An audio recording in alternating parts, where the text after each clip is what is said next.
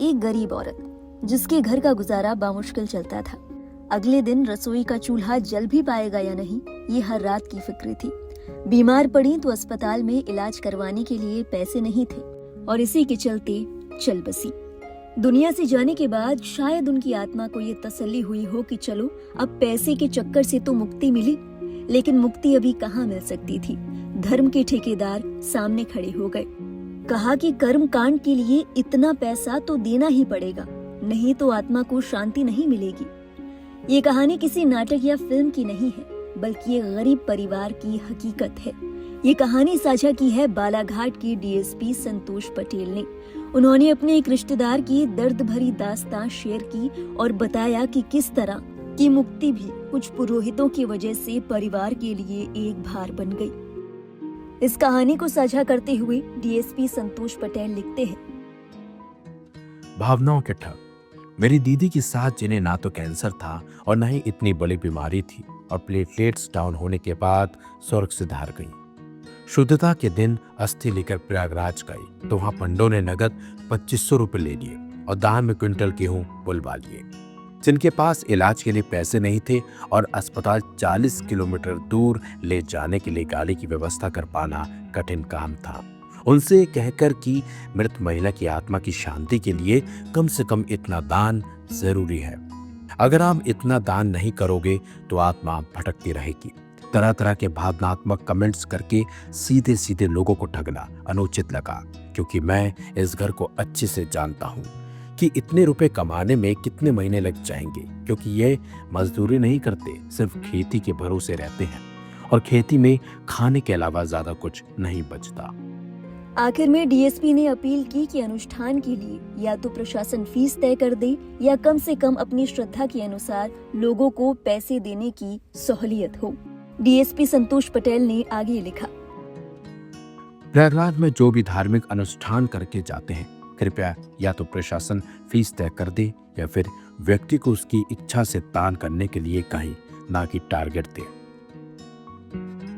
और इस तरह नैतिक दुविधा में डालकर ज्यादा पैसे न चढ़वाएं। ऐसी कई घटनाएं हो चुकी हैं, इसलिए मन में यह बात थी। मैं 16 संस्कारों को बहुत अच्छे से मानता हूं, लेकिन इस तरह पैसे हड़पने की कोशिश अनुचित है। इस कहानी के सामने आने के बाद सोशल मीडिया पर एक अलग ही तरह की चर्चा शुरू हो गई है। कहा जा रहा है कि लोग कहते हैं कि दुनिया से जाते समय साथ क्या ही चला जाएगा। ऐसा ज्ञान दिया जाता है कि धन संपत्ति बटोरने से ज्यादा मुक्ति का मार्ग खोजने पर ध्यान लगाएं। लेकिन ये भी कड़वा सत्य है कि मुक्ति के मार्ग पर भी द्वारपाल खड़े हैं, जो भावनाओं के नाम पर ठगी करते हैं। बेशक ये माना जा सकता है कि ये कर्म कांड पुरोहितों की जीविका का साधन है और उन्हें इसके लिए दान लेना चाहिए। जरूर लीजिए, लेकिन जो देने में समर्थ है उनसे लीजिए।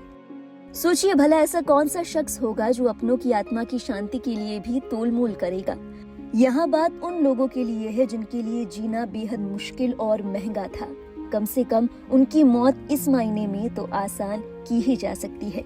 इंसानियत के नाते ही सही, उनका और उनके परिवार की बोझ को अगर कम नहीं किया जा सकता तो कम से कम बढ़ाइए नहीं।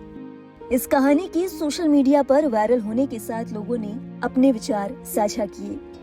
एक यूजर ने लिखा, बिल्कुल सही बात कही है सर जी।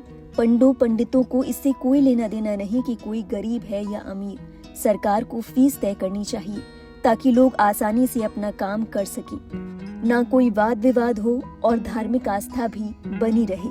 सरकार से विनती करता हूँ कि ऐसी कोई व्यवस्था करे जिससे आस्था का नुकसान ना हो। एक और यूजर ने लिखा, जन्म से लेकर मृत्यु तक सब पैसे का ही खेल है। इंसान को अपने जीते जी स्वयं से दान पुण्य पर सेवा करनी चाहिए। दान का अर्थ है निस्वार्थ भाव से किसी जरूरतमंद को अपनी क्षमता अनुसार कुछ देना। इसमें धन, वस्तु, समय या ज्ञान शामिल हो सकता है। पुण्य का अर्थ है शुभ या पवित्र कर्म, जो दान आदि से प्राप्त होता है और जिसका फल भविष्य में मिलता है। एक अन्य यूजर ने लिखा, पूर्णतः सहमत। सरकार को पूरे देश में इस तरह के समस्त कर्मकांड के लिए नियम निर्धारित करना चाहिए। बहरहाल इस कहानी को सुनकर आपके जहन में क्या ख्याल आया? कि आपको भी लगता है कि कर्मकांड के लिए एक शुल्क सुनिश्चित किया जाना चाहिए? क्या कम से कम गरीब को ये राहत मिलनी चाहिए? अपने विचार हमारे साथ साझा करें कमेंट सेक्शन में। और देश और दुनिया से जुड़ी बाकी अहम खबरों के लिए आप देखते रहिए लाइव हिंदुस्तान।